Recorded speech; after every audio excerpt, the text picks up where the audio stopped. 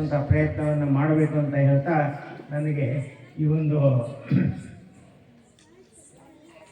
ಕಾರ್ಯಕ್ರಮದಲ್ಲಿ ಭಾಗವಹಿಸೋದಕ್ಕೆ ಅವಕಾಶ ಮಾಡಿಕೊಟ್ಟಂಥ ಮಿತ್ರರಾದಂಥ ದಚ್ಚಣ್ಣವರು ಈ ತಾಲೂಕಾ ಸಾಹಿತ್ಯ ಪರಿಷತ್ತಿಗೆ ಆಗಬೇಕಾದಾಗ ಒಳ್ಳೆ ಅಂತಂದು ಈಗ ಅತ್ಯಂತ ಉತ್ಕೃಷ್ಟವಾಗಿ ಪರಿಷತ್ತಿನ ಕಾರ್ಯಕ್ರಮಗಳನ್ನು ನಡೆಸ್ತಾರೆ.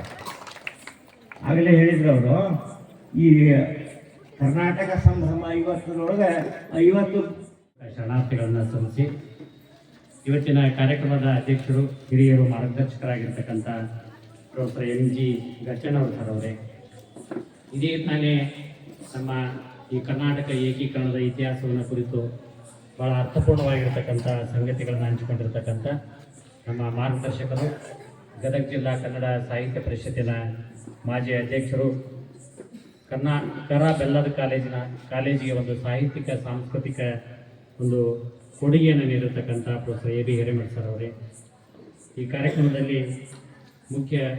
ಭಾಳಷ್ಟು ಜನರಿಗೆ ಗೊತ್ತಿಲ್ಲ. ಯಾಕೆ ಗೊತ್ತಿಲ್ಲ ಅಂದರೆ ಇದು ಪಠ್ಯದಲ್ಲಿ ಬರಲಿಲ್ಲ ಅಂತ. ಪಠ್ಯದೊಳಗೆ ನಮಗೆ ಸ್ವತಂತ್ರ ಚಳವಳಿ ಬಗ್ಗೆ ಭಾಳಷ್ಟು ವಿಚಾರಗಳು ಬಂತು. ಸಮಾಜ ವಿಜ್ಞಾನ ಇರ್ಬೋದು, ಇತಿಹಾಸದ ಪಠ್ಯಪುಸ್ತಕಗಳಲ್ಲಿ ಇದು ಭಾಳ ಬಂತು. ಆದರೆ ಈ ಸಾಹಿತ್ಯ ಸ್ವಾತಂತ್ರ್ಯ ಚಳವಳಿಯ ಜೊತೆಗೇ ಕರ್ನಾಟಕ ಏಕೀಕರಣ ಚಳವಳಿ ನಡೀತು ಅಂತೇಳಿ, ಕನ್ನಡ ಭಾಷೆ ಈ ಬ್ರಿಟಿಷರ ಸಂದರ್ಭದೊಳಗೆ ಇದು ಕೇವಲ ಮನೆ ಮಾತಾಗಿತ್ತು ಅಂತ ಹೇಳಿ. ಯಾಕೆ ಮನೆ ಮಾತಾಗಿತ್ತು ಅಂದ್ರೆ, ಬ್ರಿಟಿಷರು ಏನು ಮಾಡಿದ್ರು ಅಂದ್ರೆ, ಭಾಷೆಯ ಆಧಾರದ ಮೇಲೆ ವಿಭಾಗಗಳನ್ನು ವಿಂಗಡಣೆ ಮಾಡಿ ಆಳ್ವಿಕೆಯನ್ನು ನಡೆಸಲಿಲ್ಲ. ಅವರಿಗೆ ಹೇಗೆ ತಮಗೆ ಅನುಕೂಲ ಆಗಿತ್ತು ಆ ಹಿನ್ನೆಲೆ ಒಳಗೆ ಈ ದೇಶವನ್ನು ಒಡೆದ್ರು ಅಂತ ಹೇಳಿ. ಈ ಹಿನ್ನೆಲೆ ಒಳಗೆ ಕನ್ನಡಿಗರ ಪ್ರದೇಶವಾಗಿರ್ತಕ್ಕಂಥ ಕರ್ನಾಟಕವನ್ನು ಅವರು ಬೇರೆ ಬೇರೆ ತಮ್ಮ ಅನುಕೂಲಕ್ಕಾಗಿ, ಅದೊಂದು ಮುಂಬೈ ಕರ್ನಾಟಕ ಆಗಿ, ಮದ್ರಾಸ್ ಮಾಹಿತಿ ಸಿಕ್ಕಿತ್ತು.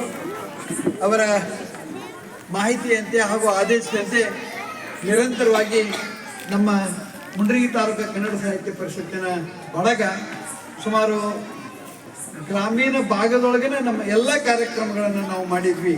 ಸುಮಾರು ಎಲ್ಲ ಹೈಸ್ಕೂಲ್ಗಳಿಗೆ ಹೋಗಿ ಈ ಏಕೀಕರಣದಲ್ಲಿ ಭಾಗವಹಿಸಿದಂಥ ಎಲ್ಲ